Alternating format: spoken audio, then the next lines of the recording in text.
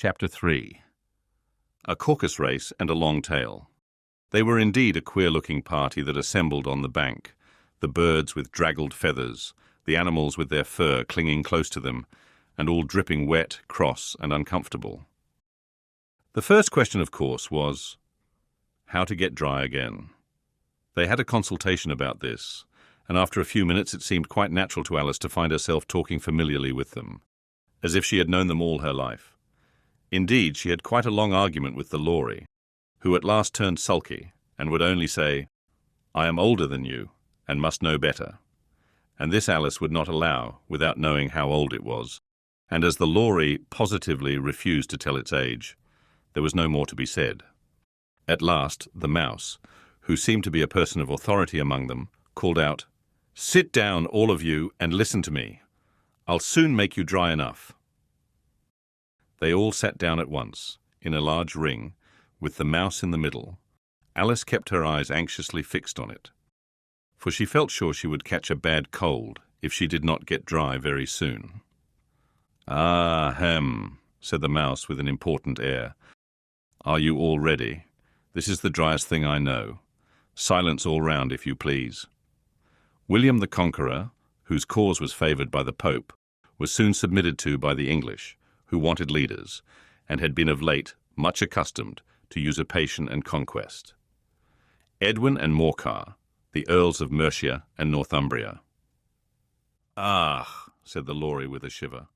"I beg your pardon," said the Mouse, frowning, but very politely. "Did you speak?" "Not I," said the Lory hastily. "I thought you did," said the Mouse. "I proceed.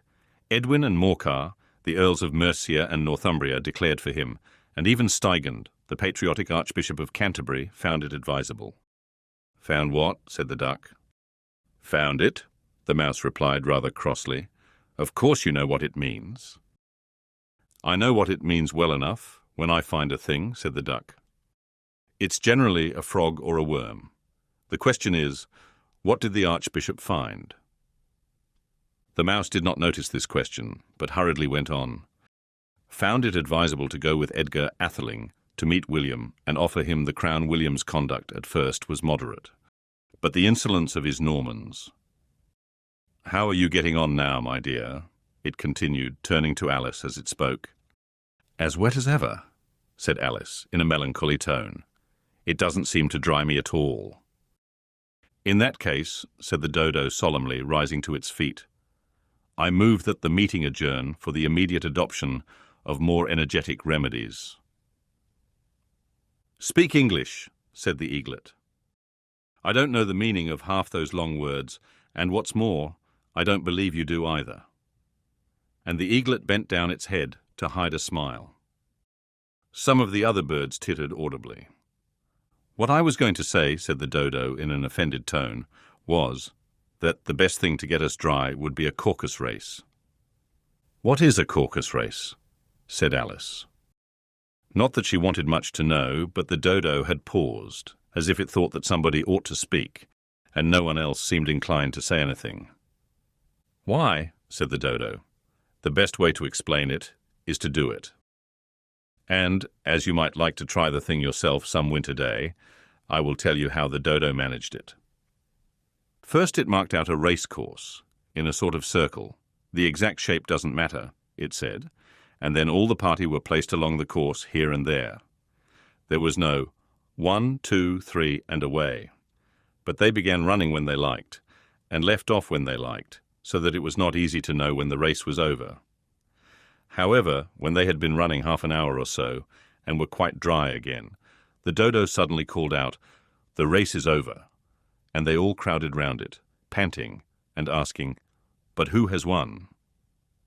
This question the Dodo could not answer without a great deal of thought, and it sat for a long time with one finger pressed upon its forehead, the position in which you usually see Shakespeare in the pictures of him, while the rest waited in silence. At last the Dodo said, 'Everybody has won, and all must have prizes.' 'But who is to give the prizes?' quite a chorus of voices asked. 'Why, she, of course,' said the Dodo, pointing to Alice with one finger. And the whole party at once crowded round her, calling out in a confused way, Prizes. Prizes. Alice had no idea what to do, and in despair she put her hand in her pocket and pulled out a box of comfits. Luckily the salt water had not got into it, and handed them round as prizes. There was exactly one apiece, all round. "But she must have a prize herself, you know," said the mouse. "Of course," the dodo replied very gravely. "What else have you got in your pocket?" he went on, turning to Alice. "Only a thimble," said Alice sadly. "Hand it over here," said the dodo. Then they all crowded round her once more, while the dodo solemnly presented the thimble, saying, "We beg your acceptance of this elegant thimble." And when it had finished this short speech, they all cheered. Alice thought the whole thing very absurd, but they all looked so grave that she did not dare to laugh. And as she could not think of anything to say, she simply bowed and took the thimble, looking as solemn as she could. The next thing was to eat the comfits. This caused some noise and confusion, as the large birds complained that they could not taste theirs, and the small ones choked and had to be patted on the back.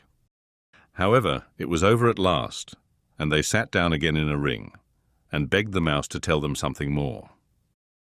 "You promised to tell me your history, you know," said Alice, "and why it is you hate C and D," she added in a whisper, half afraid that it would be offended again. "Mine is a long and a sad tale," said the mouse, turning to Alice and sighing. "It is a long tale, certainly," said Alice, looking down with wonder at the mouse's tail. "But why do you call it sad?" And she kept on puzzling about it while the mouse was speaking, so that her idea of the tale was something like this. Fury said to a mouse that he met in the house, "Let us both go to law. I will prosecute you. Come, I'll take no denial. We must have a trial, for really this morning I've nothing to do." Said the mouse to the cur, "Such a trial, dear sir, with no jury or judge, would be wasting our breath." "I'll be judge, I'll be jury," said cunning old Fury.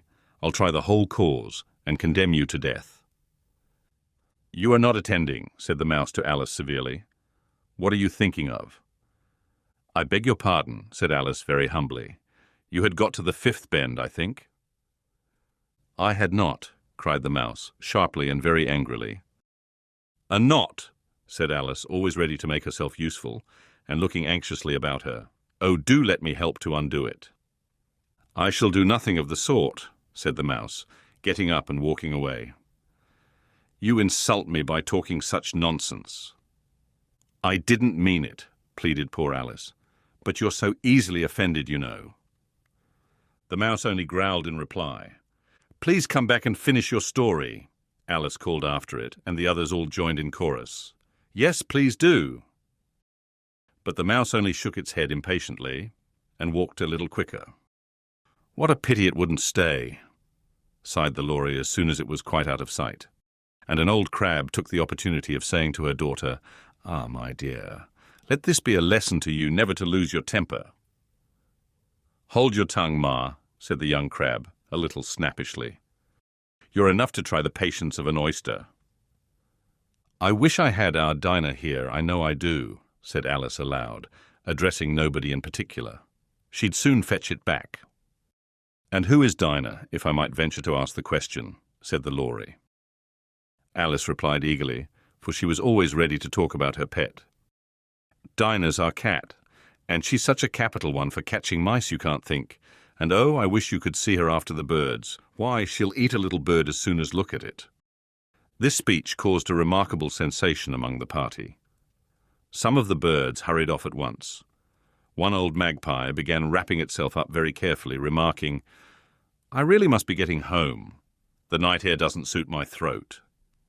And a canary called out in a trembling voice to its children, "Come away, my dears. It's high time you were all in bed." On various pretexts, they all moved off, and Alice was soon left alone.